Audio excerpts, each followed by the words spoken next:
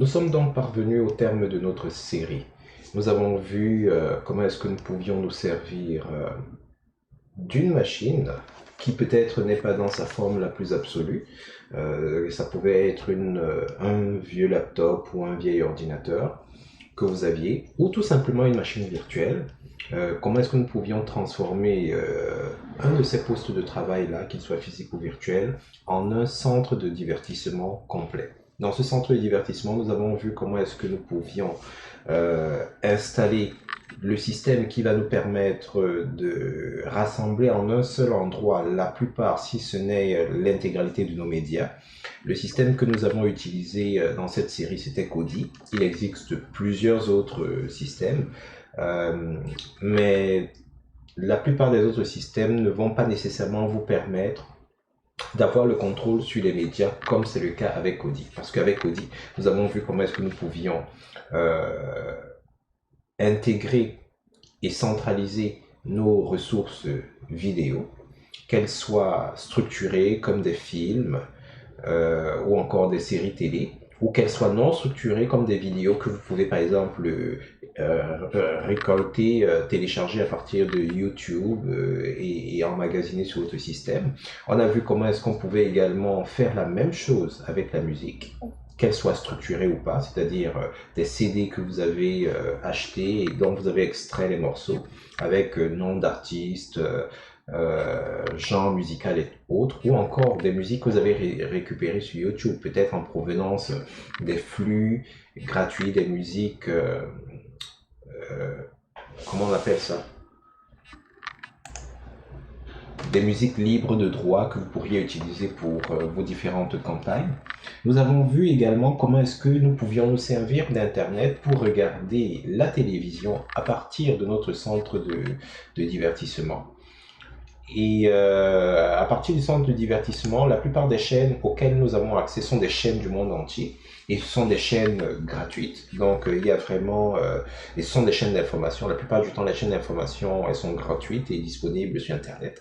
Ce qui fait que vous pourriez éventuellement, si vous avez un abonnement qui combine les Internet et puis la télévision, vous pourriez vous débarrasser du forfait télévision. Nous avons vu que c'était quand même pas mal simple d'y parvenir et il y avait pas mal également d'options francophones. On n'a pas couvert bien entendu les chaînes payantes parce que ça c'est tout un autre sujet avec toute une autre stratégie, peut-être dans un prochain cours. Nous avons vu comment centraliser également les images. Ça c'était peut-être le plus simple, le plus facile avec les ressources locales. Au-delà de cela, nous avons vu que nous pouvions également rajouter une gestion de jeux vidéo dans notre centre de distribution, dans notre centre de divertissement.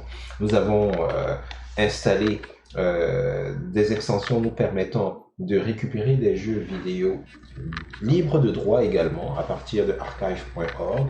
Nous avons installé une série d'émulateurs ou vu comment est-ce qu'on pouvait installer une série d'émulateurs afin de profiter de ces jeux-là.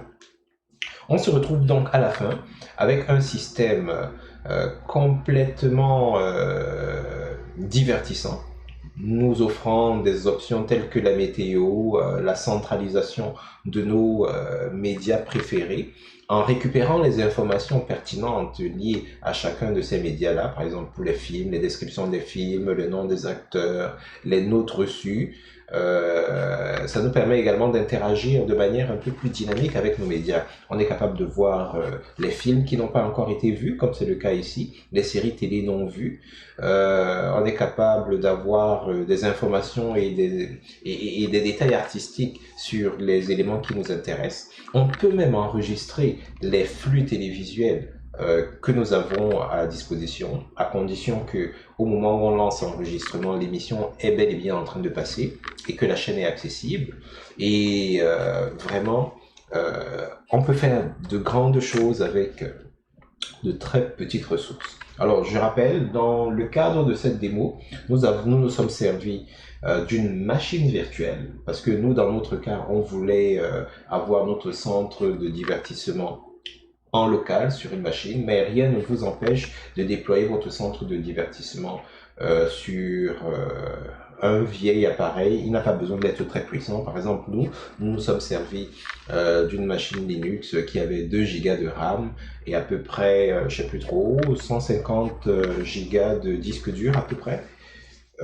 Mais la grande capacité de la machine virtuelle n'est même pas vraiment requise parce que les films, les séries ne vont pas nécessairement être stockés dans le centre de divertissement. Il va juste, comment dire ça, pointer vers les sources et vous permettre d'y accéder. Ce qui fait que les sources, comme dans notre cas, peuvent être stockées dans un disque dur externe, ailleurs sur les réseaux, etc. C'est vraiment juste un outil qui va vous permettre de centraliser les ressources pour que vous n'ayez pas à vous balader d'un disque dur à l'autre pour accéder à vos informations.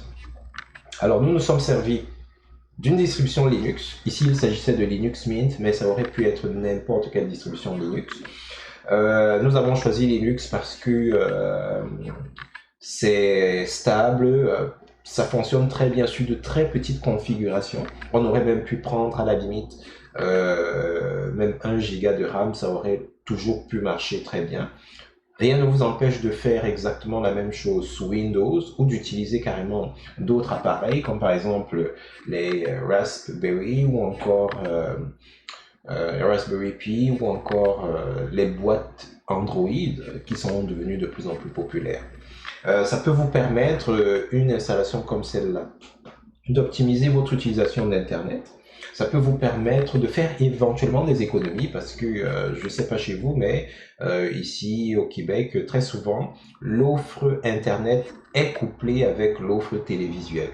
Et parfois, on vous donne des paquets de chaînes que vous ne regardez pas nécessairement, qui ne vous intéressent pas nécessairement, mais vous payez quand même pour ça. Alors, vous pourriez réinvestir cet argent pour avoir peut-être une bande passante plus importante, plus puissante, etc. Et avec tous ces éléments, il vous est donc possible de profiter non seulement de vieux appareils ou d'appareils à faible configuration, de profiter de manière plus optimale de votre connexion Internet, mais d'avoir tous vos divertissements, ou alors la plupart d'entre eux, en un seul endroit.